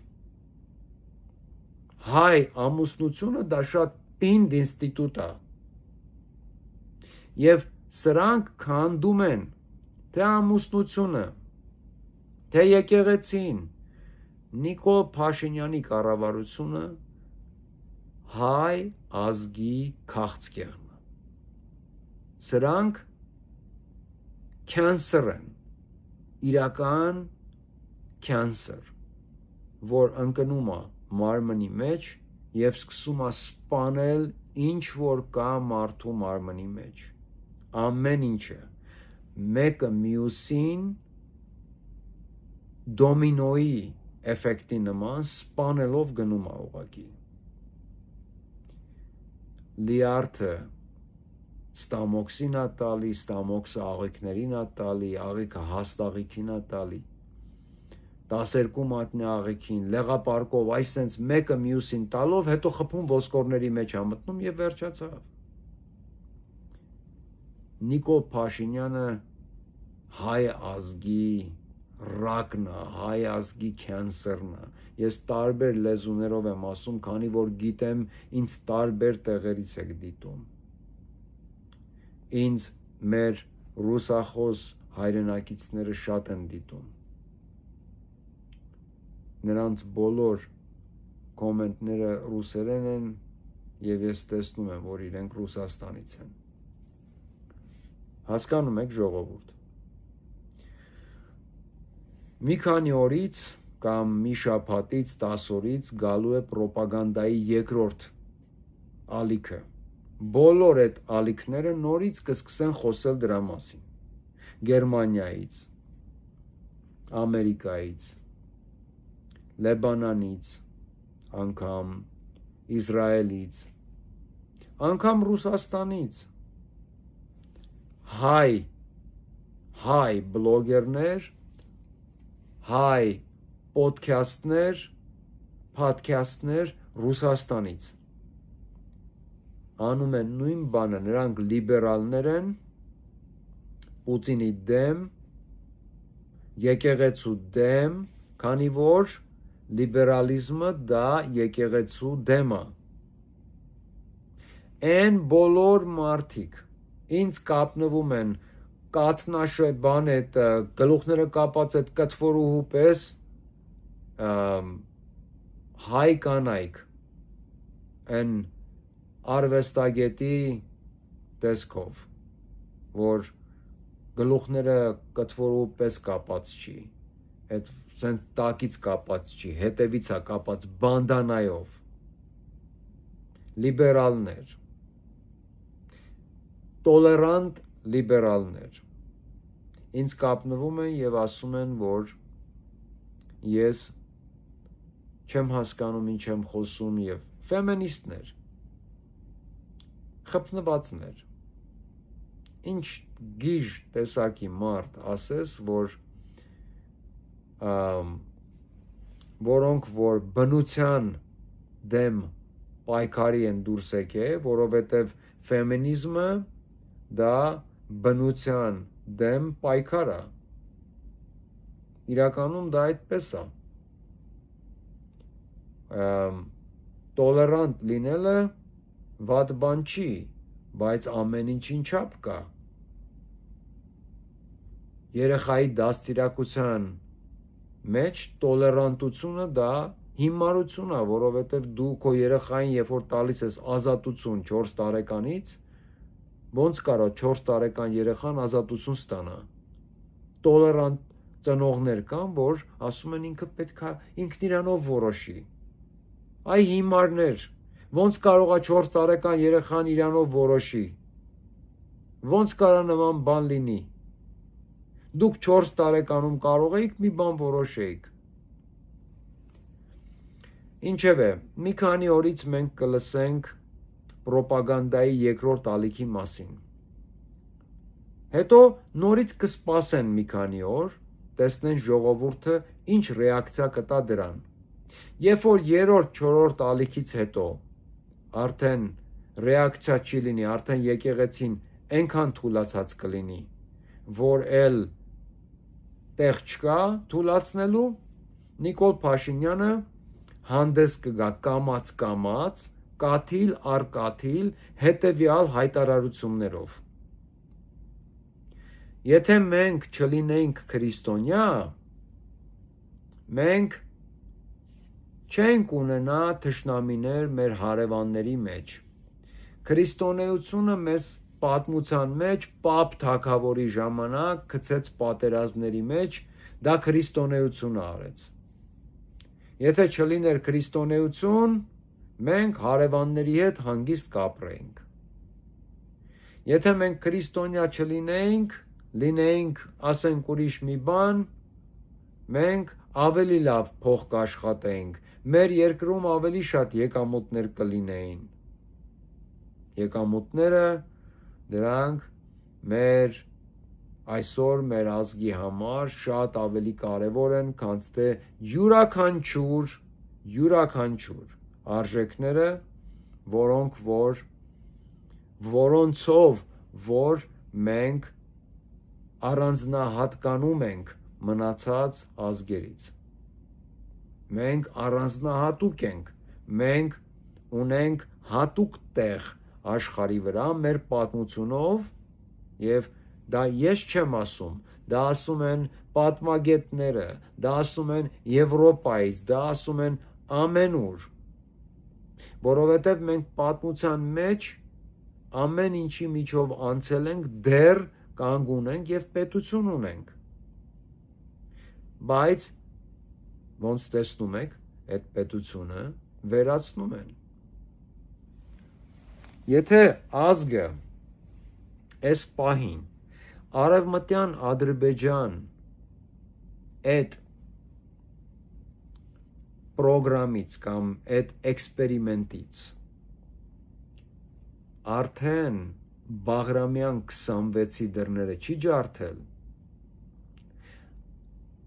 ես ուրիշ բան չեմ սպասում, որովհետև մենք մեր աչքով տեսանք, թե ինչ եղավ Արցախում։ Սրանք խոսում են երրորդ հանրապետության լուծարման եւ չորրորդ հանրապետության ստեղծման մասին։ Այն րոպեին, որ իրենք լուծարեն երրորդ հանրապետությունը, Հայաստանը կապիտուլացվելու է։ Չորրորդ հանրապետություն չի ստեղծվելու, նման բան չի լինելու։ Մեզ չեն թողնելու մենք չորրորդ հանրապետություն ստեղծենք, որ րոպեին լուծարվեց, էլ չի լինելու։ Եվ Ալիևը գիտեք ինչ է ասելու։ Ասելու է, որ մենք այն բոլոր պայմանագրերը, որ ունեցել ենք երրորդ հանրապետության հետ, այդ հանրապետությունը լուծարված է, էլ չկա, մենք ոչ մի խաղաղություն եւ ոչ մի բան չենք ստորագրել չորրորդի հետ։ Այսինքն չորրորդ չի լինելու։ Քանի որ մեր նոր պետությունը ստեղծվում էր խաղաղության ֆունդամենտի եւ խաղաղության խոսույթի վրա։ Այսինքն նոր սահմանադրությունը չէր լինելու Արցախի հանրապետության, ցեղասպանության եւ մեր բոլոր այն արժեքների վրա, որոնք որ մեզ սարքում են կամ որոնք որ մեզ տալիս են հայ լինելու իրավունքը։ Մեր պատմությունը, մեր պահանջները, ցեղասպանությունը, Արցախի հանրապետությունը մեր բոլոր պահանջները հարևան պետություններից, որովհետև նրանք մեզ պարտք են։ Հիմա երրորդը հենց որ լուծարվեց, չորրորդ չի գալու։ Եթե երրորդը պետքա լուծարվի, մյուսը պետքա լինի հայկական թագավորություն, չի լինելու չորրորդ հանրապետություն, ով այդ չորրորդ հանրապետության այս սթին հավատաց եւ գնաց այդ ճանապարհով, վերջացավ, մենք կորցնելու ենք բոլոր մեր հնարավորությունները եւ Հայաստանը կապիտուլացվելու է։ Նիկոլ Փաշինյանը կամաց գալու է եւ ասի, որ մեզ քրիստոնեությունը պետք չի։ Նոր աշխարհում ոչ մի կրոն էլ պետք չի։ Եթե Աստված կար, մեզ չէր թողի, որ մեզ ջարդեին։ Եթե Աստված կար, սենց եւ սենց, ինչ ասեք իր այդ դատարկ, տիեզերական դատարկությամբ նա կարողանում է ժողովրդին խաբի։ Գիտեք ինչի։ որտեվ մեր ժողովուրդը այնքան վատ, այնքան չի հասկանում, մեր ժողովուրդը այն աստիճանի դեգրադատված է, որ Նիկոլ Փաշինյանի նման Չ կլասի մանիպյուլատորը, որտեղ Նիկոլ Փաշինյանը Չ կլասի մանիպյուլատոր է, հասկանում եք։ Ես Նիկոլ Փաշինյանի ոչ դերասանությունն է տաղանդավոր, ոչ մանիպուլյացիաները, ոչ իր ստերն են տաղանդավոր, ընդեղ ոչ մի բան չկա, որ կարող ես ասել, բայց նա ինչ դեր է խաղում, էլի, ոչ կարիզմա կա, ոչ դեր է կարում խաղա, ոչ իր ասած ստերը ուժ ունեն, այսինքն իր ասած ստերը մենակ հիմար մարդը կարող է հավատա։ Դու պետք է այնքան չհիշես ինքը երեք ինչ է ասել, այնքան դու պետք է չունենաս ինտելեկտ, որ այս մարդու երեկվա ասածը չհիշես, քանի որ ինքը երեկվա իր ասածի լրիվ հակառակն է ասում։ Հասկանում եք։ Այսինքն մեր ազգը այնքան դեգրադացված է, այդ ազգի այդ շերտը, որ իր հետ է, այնքան դեգրադացված է, որ նման ոչ կարիզմատիկ Չ կլասի դերասան, Չ կլասի մանիպյուլատոր, Չ կլասի ամեն ինչի հավատում է։ Ես սրա նման անտաղանդ տհաճ այս մարդուն դիտելը, լսելը, հասկանում եք, ոչ մի բան չկա, ախր մի բան չկա, որ կարողանաս այդտեղից բռնվես, ասես լավ, այս մի բանով այս մարդը առավելություն ունի։ Չկա տենց բան այս մարդու վրա։ Մի ուրիշ զարմանք է ինձ մոտ, լավ, ինչի վրա եք բռնվել։ Եթե մեր ձեռքից վերցնեն եկեղեցին և փորձեն, այս կրոնափոխության խոսակցությունը արդեն հեղափոխությունը պետք է սկսած լիներ։ Միանգամից պետք է հեղափոխությունը սկսված լիներ արդեն։ Փողոցում հենց հիմա պետք է մարդիկ լծված լինեին։ Բայց քանի որ նորից բերեցին Ռուսաստանի անունը, քանի որ Ռուսաստանի անուն կա մեջտեղը, հա, կագեբեշնիկ են, ուրեմն մեզ պետք չի եկեղեցին։ Իրանք արդեն գիտեն, որտեղ են դատարկ այդ չմտածող կոնտինգենտի կնոպկաները, որտեղ են դրանց կոճակները։ Ռուսաստանը հիմար մարդկանց ամենաշատն է բարկացնում, քանի որ այս մարդիկ սրանք այն կատեգորիան են, որ իրենց չստացված կյանքը միշտ պետքա գցեն սրա նրա վրա։ Իրենք ոչ մի անգամ չեն ընդունելու, որ իրենց չստացված կյանքի պատճառը իրենք են։ Իրենք միշտ դա պետքա գցեն ուրիշների վրա, բարդեն ուրիշների վրա, որպեսզի իրենք իրենց ազատեն այդ լծից, որովհետև քեզ վրա վերցնելը քո սխալները և ասելը, որ դու ես քո սխալների տերը, որ դու ես պատճառը, որ դու այս վիճակի մեջ ես, դրա համար մեծ կամքի ուժ և մեծ ուղղակի ուժ է պետք։ Սրանք թույլ մարդիկ են, նրանք չեն կարող դա անել, նրանք դա պետք է միշտ պետք է լինի ինչ-որ մի մարդ, ինչ-որ մի բարեկամ, ինչ-որ մի հարևան, պետություն, Գորբաչովը, չգիտեմ, մեկի վրա այնքան որ գցեն այդ ամեն ինչը, իրենք իրենց ազատելու այն կրիտիկայից և քննադատությունից, որ իրենք հենց իրենց պետք է անեն։ Ամեն մարդ իրեն քննադատում է, խելացի և ռացիոնալ մարդ։ Ես ինձ շատ եմ քննադատում։ Ես ինքս ինձ քննադատում եմ։ Այսինչ բանը ես սխալ արեցի։ Ես ամեն ինչ սիրում եմ անել իդեալական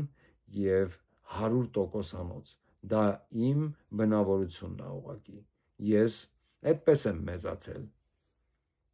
Եվ երբ որ չեմ կարողանում անել, ես ինձ միշտ քննադատում եմ։ Ժողովուրդ, ինձանից մարդիկ անընդհատ խնդրում հարցնում են, պնդում են, որ ես լուծումներ տամ։ Ես իրականում ունեմ լուծումներ, բայց ես դա դեռ չեմ կարող ասել, որովհետև ես չունեմ այնքան մարդ, որ ես լուծումներ տամ։ Եթե ես տամ լուծումներ, ես այս պահին հիմարություն արած կլինեմ եւ շատ հնարավոր է, որ ես ինքս ինձ այնպիսի կրակի մեջ գցեմ, որ էլ չկարողանամ անել սա։ Դա կլինի հիմարություն, որովհետև ես հիմա գոնե կարողանում եմ ինչ-որ չափով մասնակցել, գոնե տեղեկացնել այն ամեն ինչի մասին, ինչ որ ես կարողանում եմ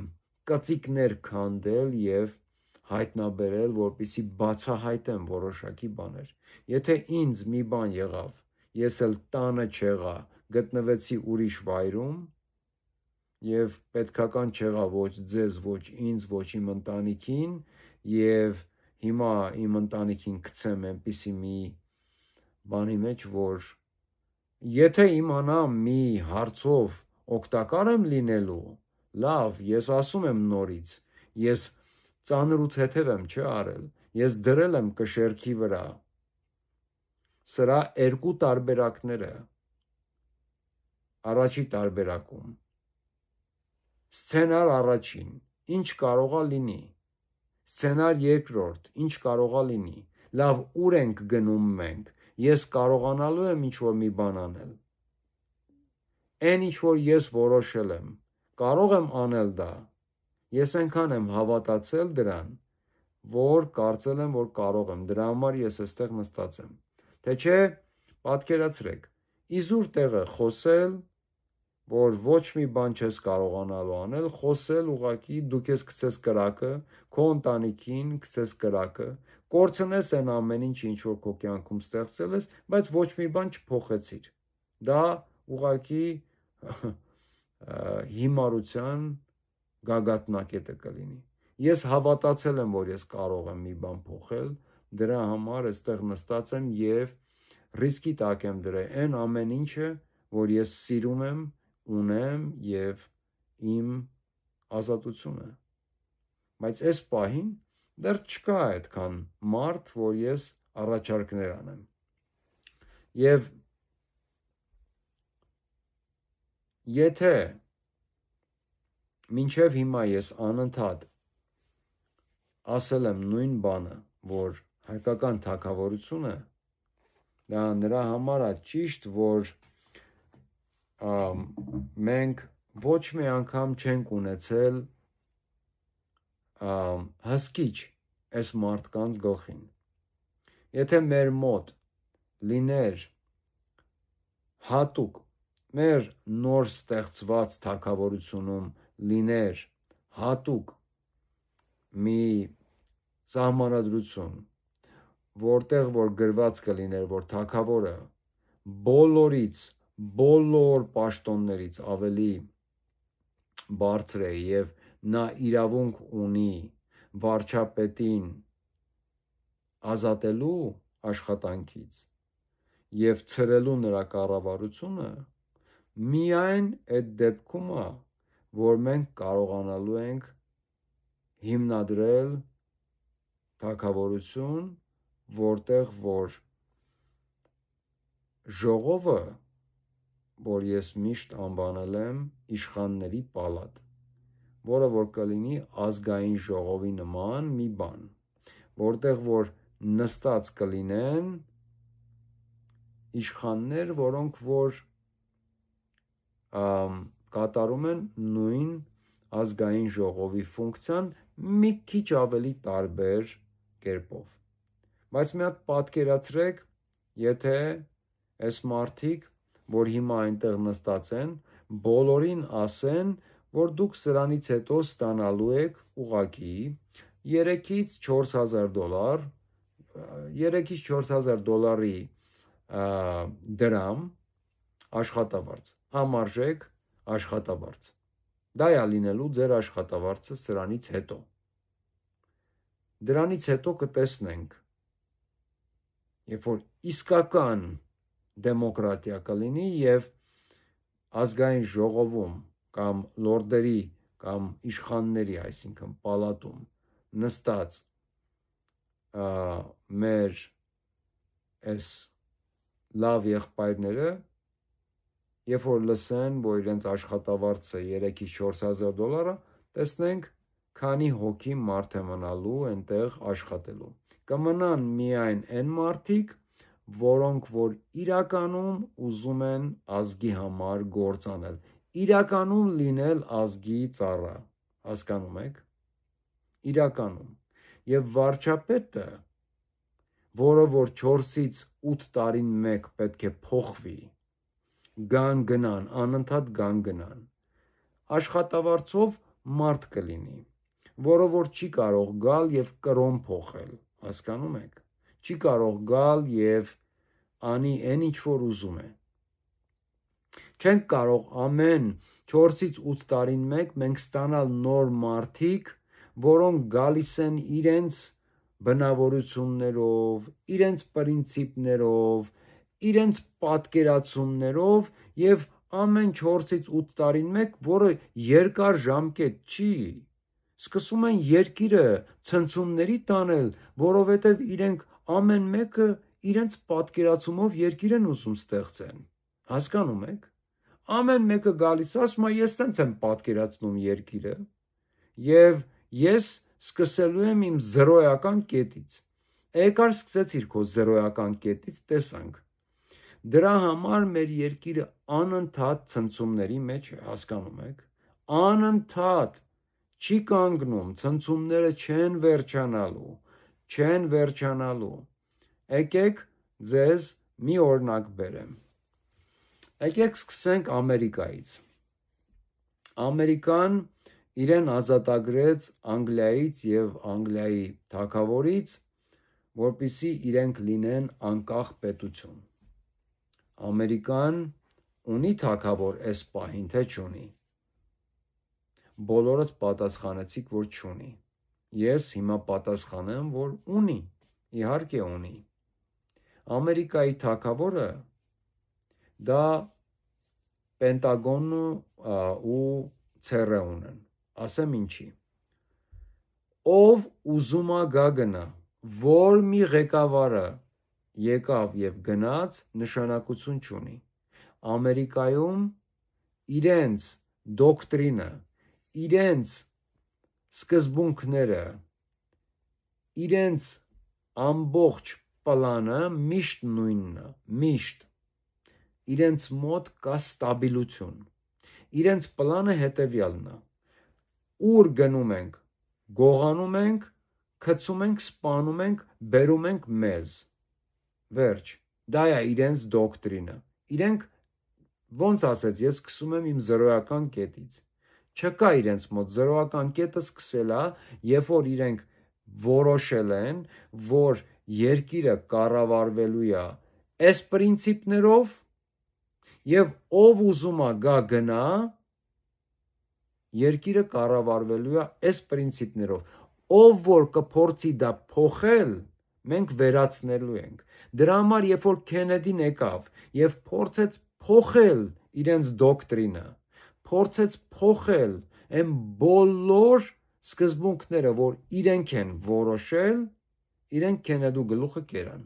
Դրա համար են կերել, որովհետև Քենեդին ասաց մենք սովետական միության հետ կապ հաստատենք, մենք իրար հետ գնալու ենք լուսին, աստղ, չգիտեմ ուր, գնալու ենք Մարս, մենք սովետական միության հետ այսենց ենք լինելու եւ վերջ։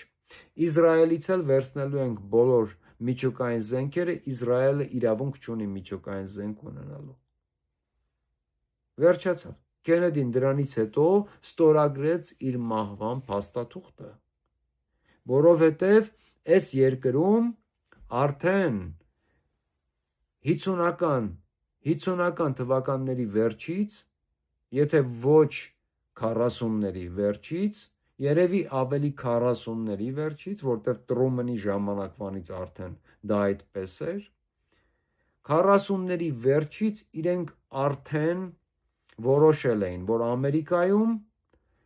ստաբիլություն է լինելու, որովհետև դոկտրինը սա է։ Վերջ, ով ուզում է գա գնա, մենք միշտ պատերազմի մեջ ենք լինելու։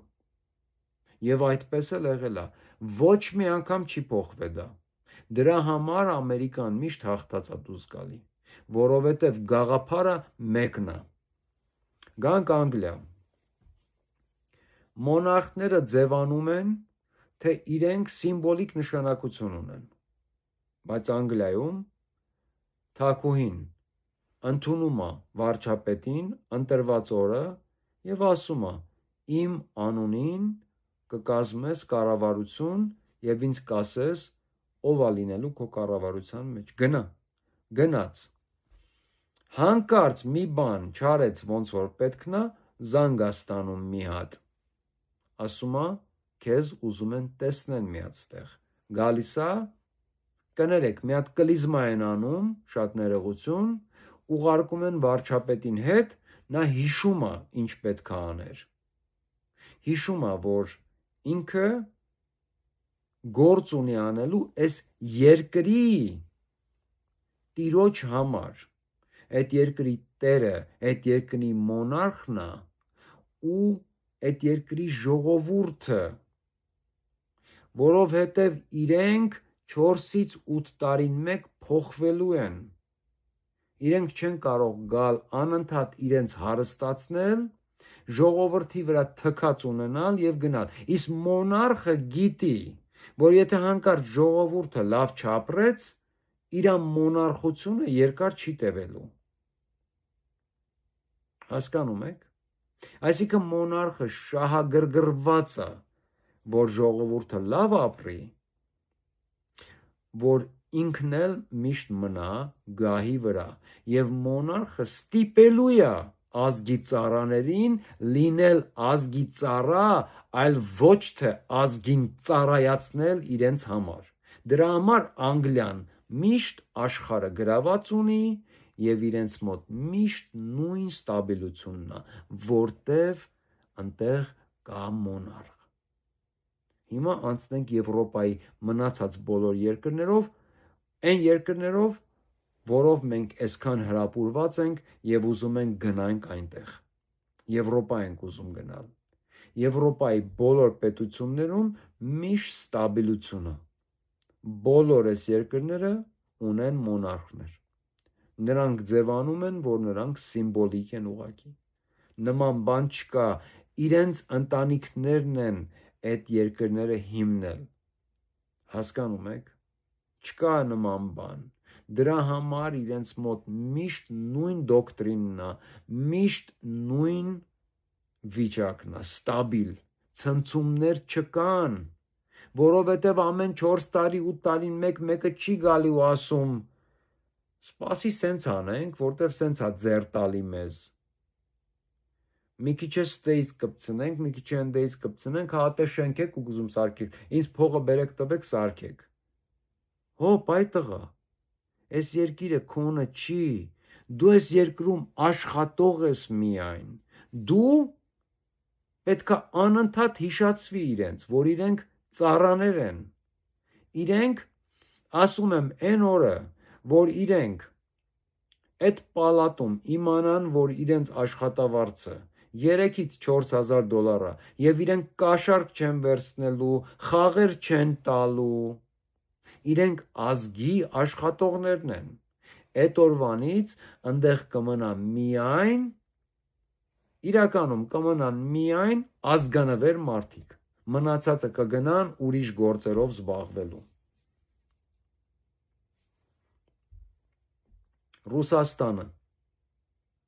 Ռուսաստանին շատ մարդիկ մատների արանքով են այսենց նայում, բայց պետք չի Ռուսաստանին մատների արանքով նայել։ Ամբողջ Եվրոպան եւ Ամերիկան իրար հետ ՆԱՏՕ-ի պետություններով պատերազմում են Ռուսաստանի դեմ։ Եվ հաղթում են։ Ոչ։ Դա նշանակում է Ռուսաստանը իրենից այնքան ուժ է ներկայացնում, որ այս բոլորը նախ հաշվել են եւ համարել են Ռուսաստանին իրենց համար սպառնալիք, որ գնացել են պատերազմի եւ քանի տարի է Ռուսաստանը հանգիստ խաղացնում է իրանց։ Գիտեք Ռուսաստանը ինչի է այս պատերազմը այսքան ձգում։ Պատկերացնում եք ինչ ծախսերի եւ ինչ ռեսուրսների հետ է կապված այսքան ձգելը, որովհետեւ նրանք չեք կարծում, որ Ռուսաստանը կարար մի քանի օրում Կիևն էլ գրավեր, մնացածնել, իրականում դուք չեք կարծում։ Դուք պատկերացնում եք, եթե Ռուսաստանը իր ամբողջ նավատորմով, իր ամբողջ օդային ուժերով, իր ամբողջ բանակով ու արեշնիկներով ու ամեն ինչով մի անգամից հարձակվեր Ուկրաինայի վրա, պատկերացնում եք ինչ կլիներ։ Մի օրում կջնջեին Ուկրաինան, մի երկու հատ էլ փոքր միջուկային գցեին, կջնջեին, տակտիկալ միջուկային։ Գիտեք ինչ են անում։ Ռուսաստանը Պարսկաստանի հետ սպառում են Եվրոպայի եւ Ամերիկայի բոլոր պաշարները, սպառում են ամեն ինչը, որ սրանք էլ ընդհանրապես չունենան ոչ մի բան։ Նրանք սպառում են, այնքան են անում, մինչև էլ չկարողանան տակից դուրս գան, էլ չկա ոչ մի բան, էլ ոչ ռումբ կա, ոչ մի բան չի մնացել։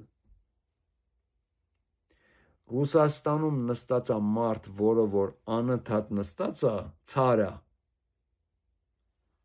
Բելոռուսիայում նստած է թագավոր, որը որ պրեզիդենտի անունով է, ստեղ նստած է պրեզիդենտ, որ ցար է, սրանք տեղ չեն գնում։ Ադրբեջանինը տեղ չի գնում, միշտ նույն վիճակն է։ Միշտ։ Բայց Ռուսաստանը գիտի, որ հակառակորդ երկրում հեսա մարդ է փոխվելու, ինքը չի փոխվելու, իրանը նույնն է, ինքը խաղացնում է, ինքը կարա անգամ ազդի Թրամփի ընտրությունների վրա, խաղացնում է ինքը Թրամփին էլ է գործից հանել տալու հեսա, որտեվ Թրամփը չի կարողանում հաղթահարի, ինքը այնքան է ձգելու, մինչև Թրամփը հեսա mid-term election-ների ժամանակ չկարողանա ոչ մի բան անի։ Եթե դեմոկրատները վերցրեցին կոնգրեսը, սենատը, վերցրեցին դեմոկրատների ձեռքը ընկավ, Թրամփին իմպիչ են անելու։ Հետո Թաքեր Քարլսոնը կարող է իր դեմ դուրս գա։ Սրանք պետք է հաշվի առնել։ Դրա համար մարդիկ, որոնք ինձ հետ են, մարդիկ, որոնք ինձ հետ համաձայն են, մենք պետք է օգնենք եւ բերենք այնքան մարդ մեր շուրջ, որպիսի հիմնենք մեր թագավորությունը։ Եվ մի բան էլ ասեմ. Վրաստանը Բագրատունիների թագավորությունը բոլոր թագավորները եղել են կամ հայեր, կամ մի երկու հատ հույն, որ հունական առուն ունեն իրենց մեջ, եւ մեծ մասամբ հայեր, ճիշտ է, եղել են վրացիներել են եղել անպայման, բայց Վրաստանը մինչև հիմա թագավորություն է համարվում, մինչև հիմա, որովհետև նրանք գիտեին, որ իրենք այն ժամանակ թագավորություն են եղել եւ հիմա ինչի պիտի համարվեն հանրապետություն։ Նրանք իրենց option-ները բաց են պահել, վարիանտները բաց են պահել։ Just in case, այսինքն իրենք դեռ պահել են թագավորական կնիքը, դեռ թագը կա իրենց հիմնի վրա, ամեն ինչի վրա կա իրենց մոտ կա յուրաքանչյուր րոպե այնտեղ կարա թագավոր նստի եւ դառնա թագավորություն։ Երբ որ եկան բոլշևիկները, եկան թագավորին սպանելու, ցարին սպանելու, այդ ժամանակ Նիկոլայը ամենահարուստ մարդն էր աշխարհի։ Ինչի համար իրենք եկան ցարին սպանելու, որովհետև իրենք շատ ավելի լավ երկիր էին ստեղծելու, քան ցարը ստեղծել էր, թե ուղղակի որպեսի գողանան ցարի ունեցվածքը, գողացան։ Ստեղծեցին ավելի լավ երկիր, ստեղծեցին սովետական միություն։ Եվ այդ սովետական միությունը չէր լինելու այն ինչ որ եղավ, որովհետև նրանց պլանները, Տրոցկու պլանները ամենևին նույնը չէին, ինչ որ Ստալինինն էր։ Ստալինը ընդհանրապես պատկերի մեջ գոյություն չուներ։ Տրոցկին պետք է վերցներ սովետական միությունը եւ այնտեղ լրիվ ուրիշ պատմություն էր լինելու։ Մենք լրիվ ուրիշ պատմություն էինք ունենալու։ Ստալինը թե Տրոցկուց, թե Լենինից գողացավ սովետական միության բանալիները։ Հենց Լենինի դագաղի տակից նա գողացավ երկրի բանալիները։ Եվ չէին սպասում, ոչ Անգլիայում էին սպասում, ոչ Ամերիկայում, ոչ էլ Գերմանիայում, որտեղից Լենինին էին ուղարկել, որովհետև նրանք Տրոցկուն ուղարկել էին Ամերիկայից եւ Անգլիայից, Տրոցկին երբ եկավ Տրոցկին։ Տրոցկին արդեն Բրուկլինում աշխատում էր մի թերթի խմբագրությունում։ Երբ որ խոսակցությունը սկսվեց, որ ցարի դեմ ապստամբություն կարող է սկսի, միանգամից Տրոցկուն Ամերիկայից Անգլիան ու Ամերիկան ուղարկեցին Տրոցկուն, որ Տրոցկին գա եւ գրավի սովետական միությունը, դեռ սովետական միություն չէ, ցարի Ռուսաստանը եւ ցարից ինքը գողանա ցարի հարստությունը։ Այդ նույն ժամանակ Լենինը ուղարկվել էր Գերմանիայի կողմից։ Լենինը կոպիտ ասած գցեց Տրոցկուն, Ստալինը գցեց Տրոցկուն եւ Լենինին։ Եվ սովետական միությունը գնաց ամենևին ուրիշ մի կողմ, որ ոչ մեկ չէր պլանավորել, ոչ մեկ, որտեվ սովետական միությունը ընդհանրապես ուրիշ մի բան էր լինելու։ Դա ուղղակի կողոպուտ էր Անգլիայի եւ Ամերիկայի կողմից։ Ջորջ թագավորը Անգլիայից իր cousin-ին, իր հորեղբոր տղային էր թալանում Ռուսաստանում։ Դա էր տեղի ունենում։ Քանի որ նա ամենահարուստ մարդն էր աշխարհի Նիկոլայը, եւ Ջորջը մեծ գումարների խնդիրներ ուներ Անգլիայում, նա ուղարկեց Տրոցկուն Ամերիկայի հետ միասին, որպեսզի գողանան իր եղբոր ունեցվածքը Ռուսաստանը։ Եվ երբ որ պահը եկավ, որ առաջարկեցին իրեն, կուզենաս չսպանենք եղբորդ, ընտանիքով ուղարկենք Անգլիա, քեզ մոտ։ Ինքը ասեց, ես կնոջս հետ խորհրդակցել եմ, մենք չենք ուզում երկրում, մեր երկրում երկրորդ մոնարխ ընտանիք, սպանեք։ Դրեցին սպանեցին ցարի ընտանիքին, Ռոմանովներին։ Եվ հետո, սպանելուց հետո Անգլիան Ստալինի սովետական միությանը ասեց, դուք մեր ընտանիքի անդամներին սպանել եք, դրա համար մենք լինելու ենք թշնամիներ։ Իրենք մոնարխներին չհանեցին գահից, որպեսզի ավելի լավ երկիր կառուցեն։ Իրենք մոնարխներին հանեցին գահից, որպեսզի մոնարխների հարստությունը կողոպտեն, տանեն, եւ այդպես էլ արեցին։ Ռուսաստանի ոսկին գնաց Աթաթուրքին, մնացածը ինչ որ կարողացան գողանալ, մի մասը գնաց Անգլիա, մի քիչը գնաց Ամերիկա, Դրանից հետո Ստալինը կանգնացրեց կողոպուտը եւ սկսեց երկիրը կառավարել։ Իսկ այդ գումարներով իրենք Ամերիկան հանեցին դեպրեսիայի մեջից։ Այդքան բան։ Ամերիկան դեպրեսիայի մեջ էր, 13 թվին արդեն գողացել էին զիոնիստները Ամերիկայի ընդերքը եւ քանդվում էր երկիրը։ Սովետական Նիկոլայի փողերով նրանք կարողացան վերականգնել իրենց բոլոր խնդիրները եւ հետ գալ նորմալ վիճակի։ Եվ հիմա, եթե դուք հետևեք